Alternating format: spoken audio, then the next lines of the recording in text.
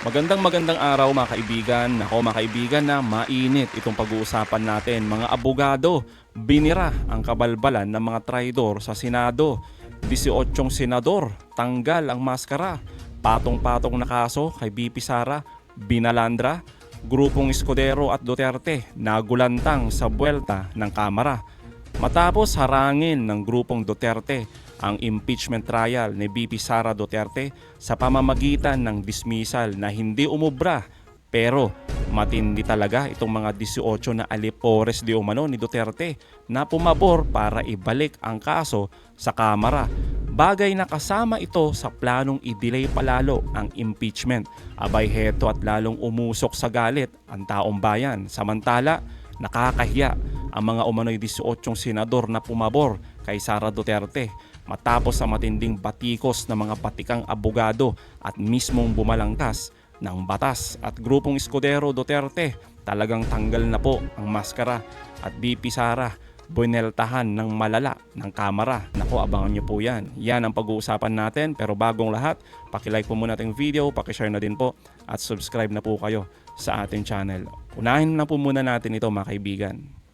Sa halip na i-dismiss, napagpasyahan ng impeachment court na ibalik ang impeachment case laban kay Vice President Sara Duterte sa House of Representatives. Ito upang hilingin sa Kamara ang patunay na hindi nila nilabagang nakasaad sa konstitusyon ang isang beses lamang kada taon na paghahain ng impeachment case. Sa mosyon na inihain ni Senator Ronald Bato de la Rosa, tinukoy nito ang tatlong reklamong inihain laban kay VP Sara Duterte noong Disyembre bilang patunay ng posibleng paglabag at inihain ang mosyong i-dismiss ang kaso. Gayunpaman, iminungkahi ni Senator Alan Peter Cayetano na sa halip na i-dismiss ay ibalik muna ang kaso sa Kamara upang linawin ang issue at makakuha ng sertipikasyon. Sa botohan, 18 senador ang pumabor sa mosyon ni Cayetano na remand o ibalik ang kaso habang 5 ang tumutol. Tiniyak naman ni Senator Chis Escudero na kahit naka-adjourn ng impeachment court, magpapatuloy ang proseso gaya ng paglalabas ng summons at paghihintay ng sagot mula kay BP Duterte.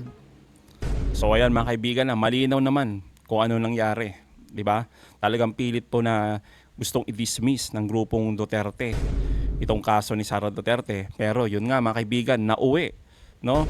Pinaboran ng 18 senador na ibalik na lang yung kaso sa Kamara. Ngayon mga kaibigan, pinagmamalaki kasi at pinapangalandakan nitong grupong Escudero at Duterte na wala naman daw mali sa ginawa nila. Ito daw ay naaayon sa batas nila at hindi naman daw sila sumusuway sa utos ng batas. Talaga po ba? Kaya naman mga kaibigan, narito matindi yung buwelta ng mga batikang abogado at mismong bumalangkas po ng 1987 Constitution.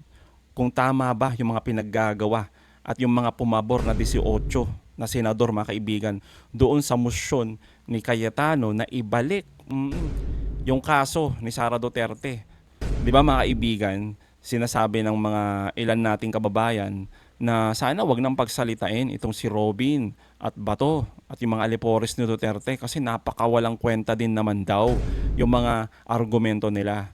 Pero eto yung masasabi po ng ating batikang abogado na si Attorney Rico Domingo na kung bakit dapat din silang pagsalitain. Eto po. Kasama yan sa democratic process, impeachment process. Hindi natin magagawa yun. Kasi yung mangyayari dyan, kung assuming na pinapwetsa natin sila, hindi natin sila bigyan ng floor, no? Gagawin lang nila yung reason para sabihin walang due process So dapat yan, bigyan sila ng pagkakataon sa limitasyon na bibigay sa kanila at let the proceedings continue and resume. No? There will come a point na makikita ng mga tao, lalo na yung mga nanonood, na nangaano lang sila, delay lang sila ng proceedings. At the end of the day, makikita ng mga tao, ay ba't yung mga klaseng to? Matagal lang natutulog sa Senado to, biglang naging activate naman sila. Because this is actually a trial, this is actually a demonstration of what kind of senators and legislators they are. Doon makikita ng tao, yan ang mahuhubog ang maturity ng mga tao. At Okay. ito is a slow process but nonetheless it is a sure process na makikita nila ang mga liderato nila ngayon at hindi na nila ko-consider na iboto yung mga lideratong ganyong klaseng mga liderato. Nakakalungkot nga po yan kasi yan ang ating unang tingin natin sa ganyan nagre-roll lang yan or nagpapakita, nag-grandstanding lang, no? Nakakalungkot po yun. Kaya nga dapat makaroon tayo ng ibang paningin sa ating mga liderato. Kasi kung laging gagawin natin, may cynicism tayo, duda tayo sa ginagawa ng ating senators, may problema po tayo. Kaya dapat edukasyon ang ating bibigay sa ating mamboboto na iboto natin ng tunay na mga may pagmamahal sa ating bayan at yun ang dapat ng ating liderato. Hindi mga kung ano lang daldalan, wala namang kasaysayan at nagde-delay lang isa. Artista lang, nakaupo, nag-ano lang ng kanyang mustache, wala namang ginagawa. Nako, aray ko po, Robin Padilla. Ewan ko ba? Sabi nga mga kaibigan sa mga comment, di ba? Sabi dito kay Robin Padilla, kung wala ka namang masasabi, abay daanin mo na lang sa pasiga-siga dyan sa Senado. Di ba mga kaibigan? Tulad ng ginawa niya kay Villanueva. Kasi itong si Villanueva, talagang gusto niya talagang matuloy yung impeachment. Abay, etong si Robin, uminit yung ulo mga kaibigan. Di ba? Naghamon. Ano sabi niya? Ano? Di ba mga kaibigan? Nakakahiya. Eh ako, nung nakita ko yun, natatawa na lang ako dito kay Senator Robin Padilla na number 1 senador natin mga kaibigan. Ay nako talaga.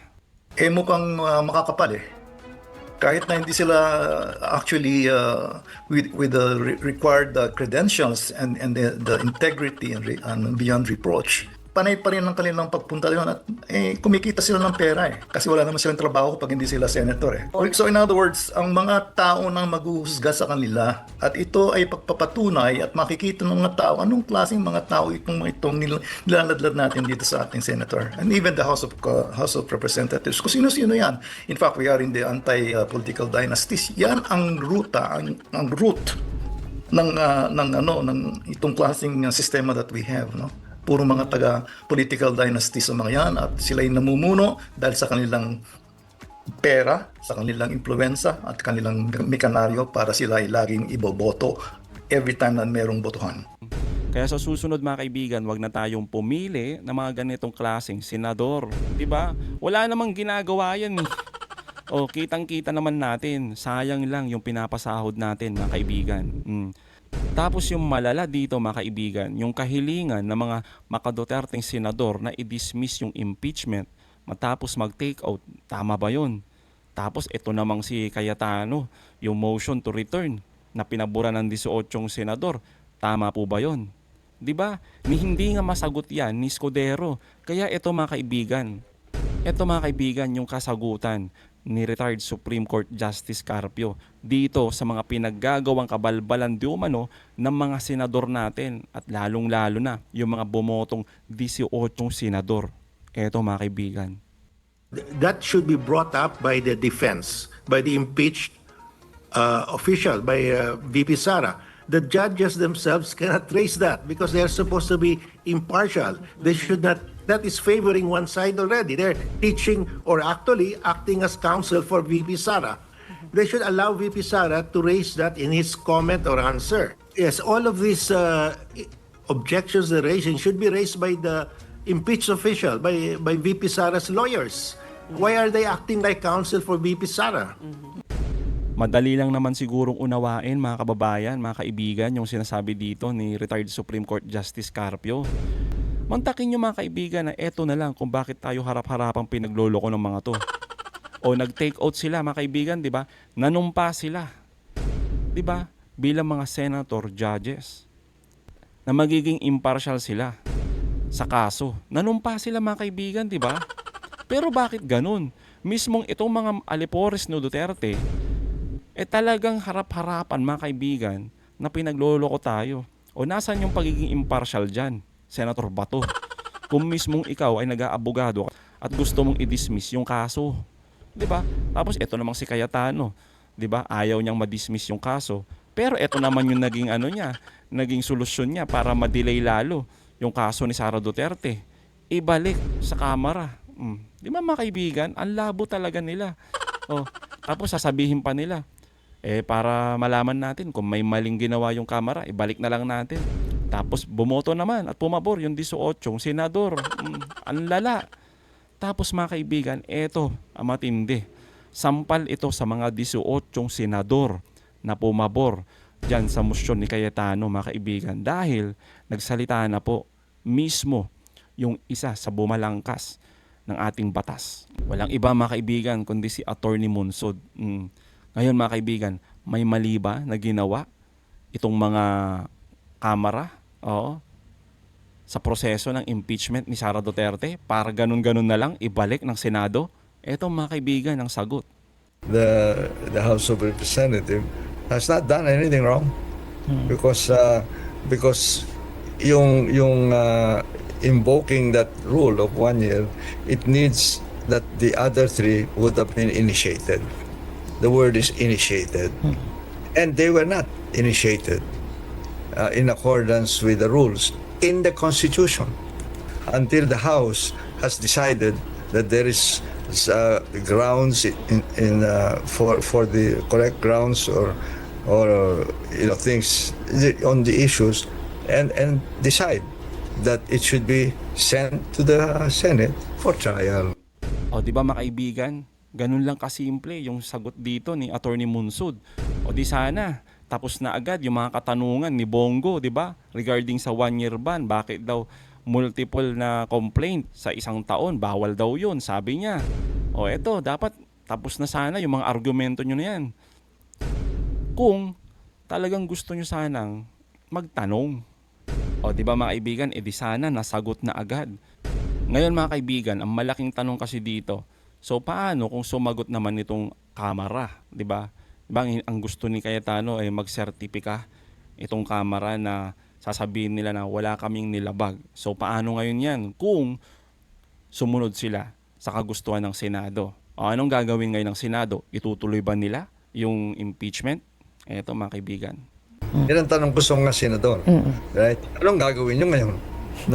You ask for the certification, nagbigay ng certification ng House, anong gagawin nyo? Mag-iisip kayo ng panibagong rason kung paano nyo i-delay o di-dismiss ang kaso. Di ba? I doubt. Sa akin, sabihin ko, ba't mo i-dismiss ma? Niremand mo nga to get a certification. Nasa inyo na ang certification. Tapos mag-move ka din kayo ng dismissal dahil hindi kayo naniniwala sa certification na hiningi ninyo.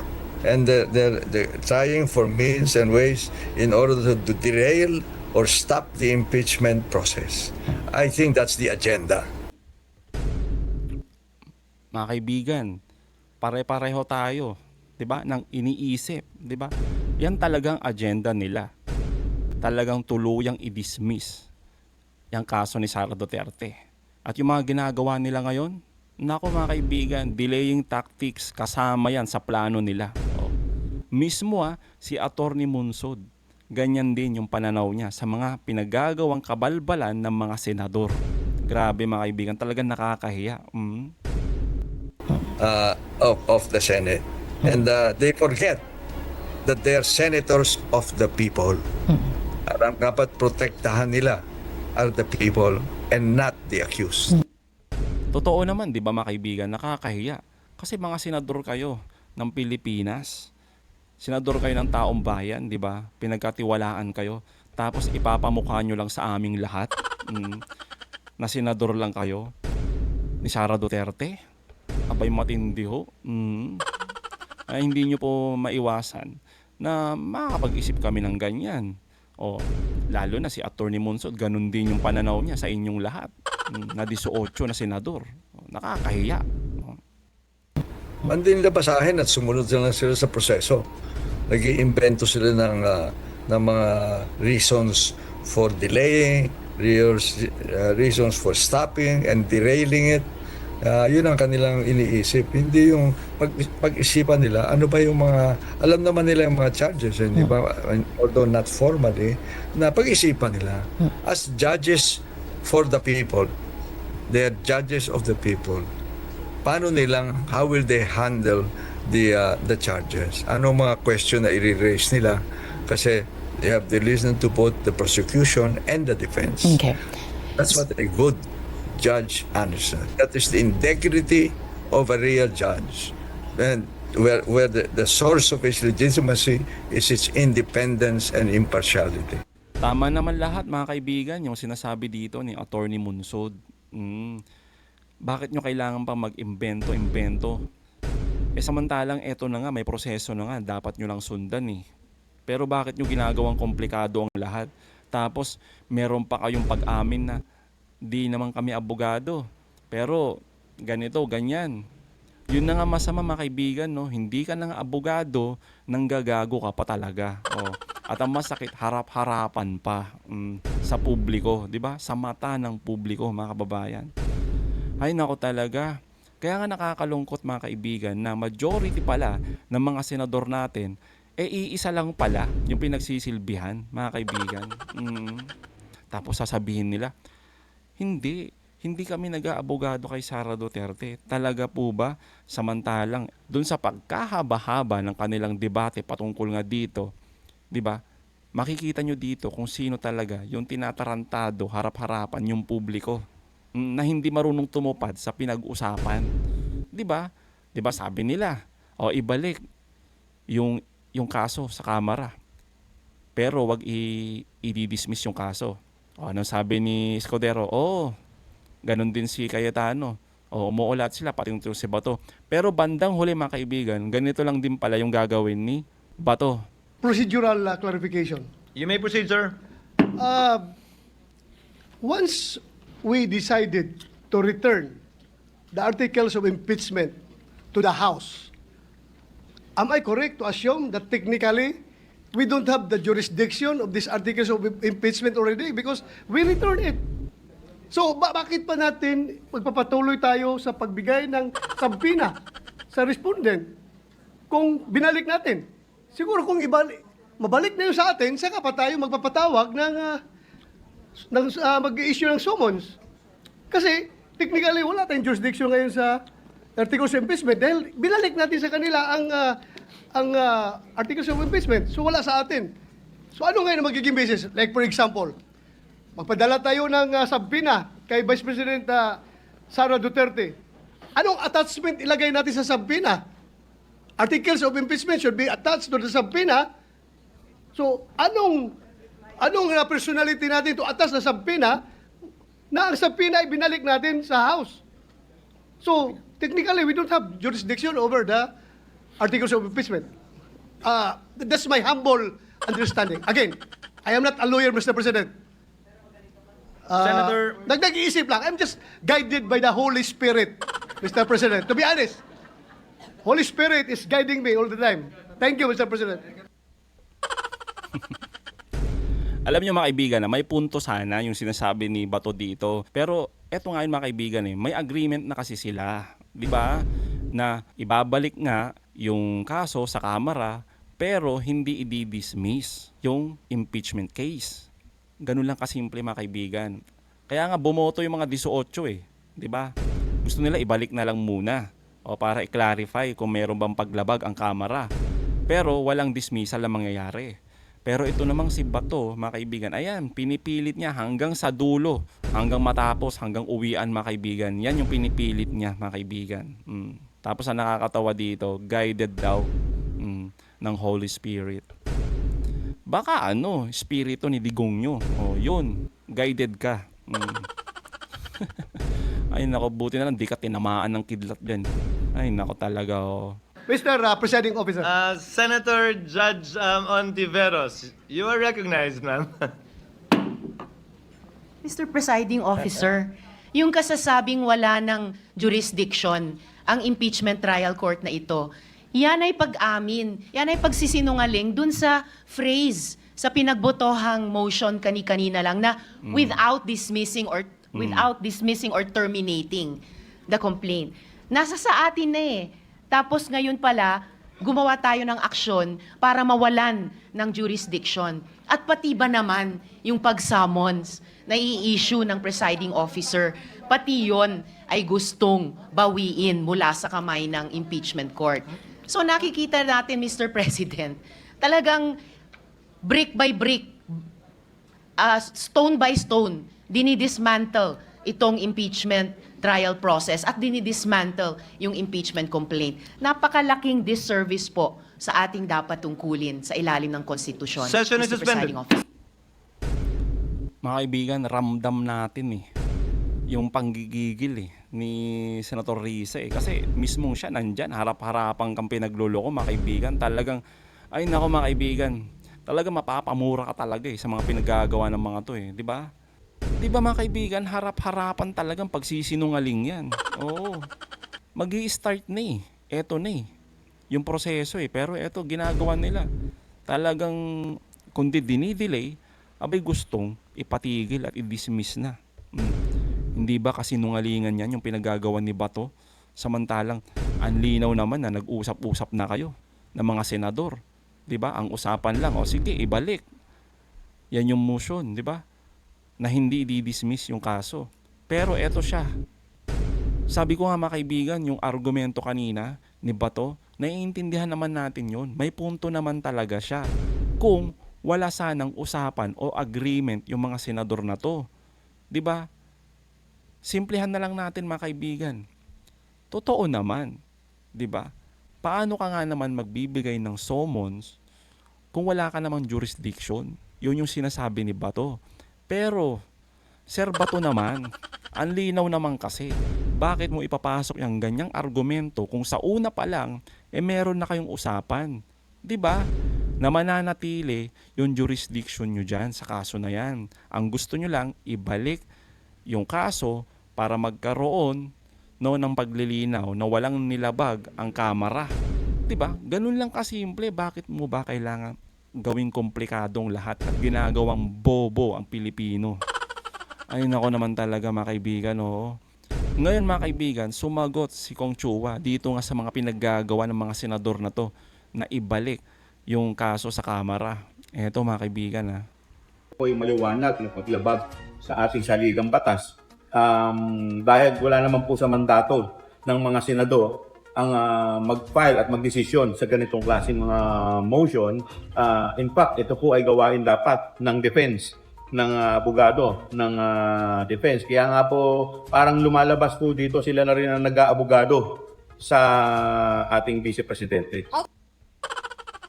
Nakakahiya mga kaibigan, di ba? Galing na yan mga kaibigan kay Kong Attorney Chua.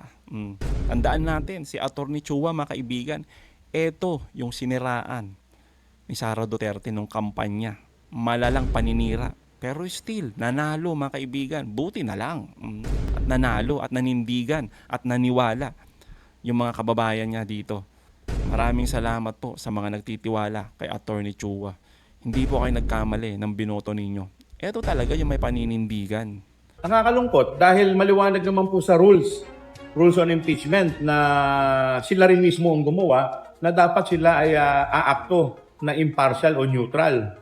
Pero ngayon po parang hinaharang po nila ang demokrasya dito sa ating bansa. Punto ni Senator Bato, may problema sa internal rules nyo. Nilabag nyo daw yung 1-year ban. 4 na impeachment complaint. Kinukuha niya daw yung 3 complaints, sir. Alam po ninyo, dapat ang nagko-question yan yung defense, hindi po yung senator judge. Pangalawa, meron po tayong tinatawag na presumption of regularity. At kung makikita po ninyo, ito po ay naisaad na may precedent na po tayo dyan sa mga dating kaso po ng impeachment. At ito po yung sinabi, walang iba po kundi si Senate President Juan Ponce Enrile. Kasi ninindigan kayo, sir, na walang mali sa proseso ng pag-isip. Wala pong mali. Lahat po ng nasa rules ay sinunod po namin. Constitutionally sound, not Yes, wala po. Oo. Bakit daw nagtagal, sir? Yun yung tinatanong nila. Well, unang-una hindi naman po nagtagal dahil pumasok naman po sa 10 session day period.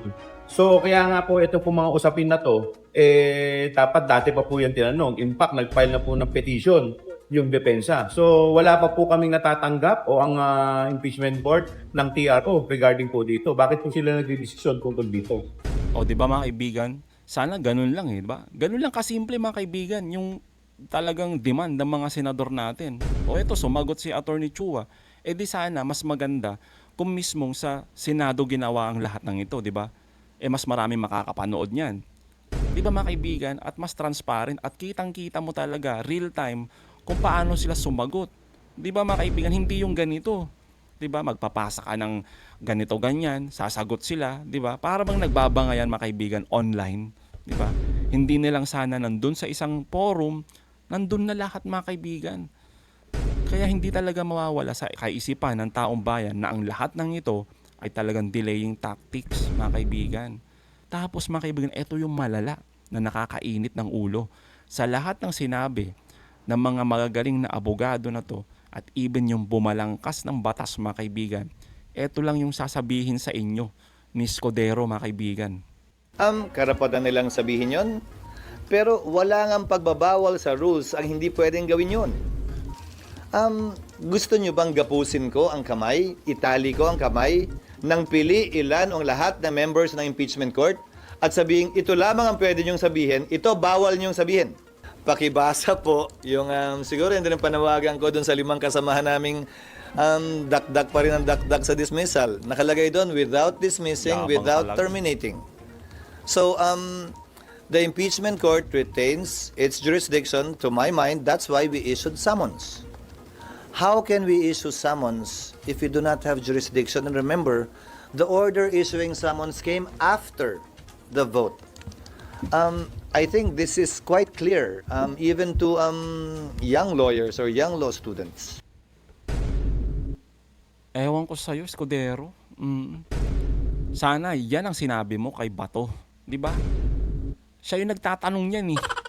O, hindi mo nga sinagot eh. Pinasuspend mo agad yung usapan ninyong yan eh. Di ba? Tapos ngayon, sasabihin mo, yung 5 dumadakdak. Ay, ibang klase ka din Tapos sasabihin mo, dakdak ng dakdak yung 5. O ano naman ngayon kung maingay sila? At least sila, nag-iingay sila para sa katotohanan. Para malaman ng taong bayan kung ano nga ba yung tunay na nangyayari at nararamdaman ng taong bayan. Hindi katulad mo, di ba? O di ba mga kaibigan? At dahil nga dyan sa pinaggagawa mga kaibigan ng Senado, abay eto ang matinding buwelta ng Kamara dito sa kanilang amo mga kaibigan.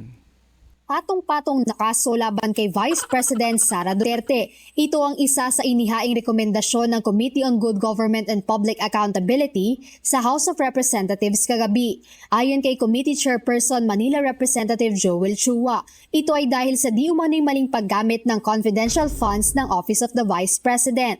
Base sa committee report, 4 na kaso ang laban sa pangalawang Pangulo. Ito ay para sa mga kasong technical malversation o maling paggamit ng pondo, perjury o pagsisinungaling sa korte, bribery o panunuhol, at plunder o pagnanakaw ng malaking pera sa gobyerno. Iminungkahi din ng komite ang pagsasampa ng criminal, civil at administrative charges laban sa iba pang opisyal para pa rin sa technical malversation, falsification at maging paggamit ng peking dokumento, perjury, bribery, corruption of public officers, plunder, betrayal of public trust, at culpable violation of the Constitution o sadyang paglabag sa salikang batas. Binanggit din sa ulat ng komite ang mga kaduda-dudang dokumento na ipinasa ng OVP at Department of Education. Ang mga rekomendasyong ito ay mula sa investigasyon ng komite hinggil sa di umano'y maling paggamit ng 500 million pesos confidential funds na inilaan para sa tanggapan ng pangalawang Pangulo, maging ang 112.5 million pesos confidential funds para naman sa Department of Education noong taong 2022 hanggang 2023 o taong si VP Duterte pa ang kalihim ng ahensya. Ayan mga kaibigan, napakaganda talaga nitong ginawang aksyon ng Kamara. Pero again, mas maganda po sana kung matuloy pa rin itong impeachment case ni Sara Duterte, 'di ba? Yung trial niya. Kasi mga kaibigan, mas maganda pa rin na sana makita ng publiko, ng taong bayan, yung mga sinasabi nilang napaka-overwhelming na ebidensya, 'di ba? Para at least tayo makita din natin. Yun naman talaga importante, 'di ba mga kaibigan? Para in case lang, mga kaibigan, ano man yung maging hatol ng mga senador natin, makikita natin kung tama ba yung paghusga nila kay Sara Duterte, di ba? At syempre, makita din natin at mabibigyan pagkakataon ang ating Vice Presidente na linisin yung kanyang pangalan, di ba? Dito nga sa binabato nilang aligasyon.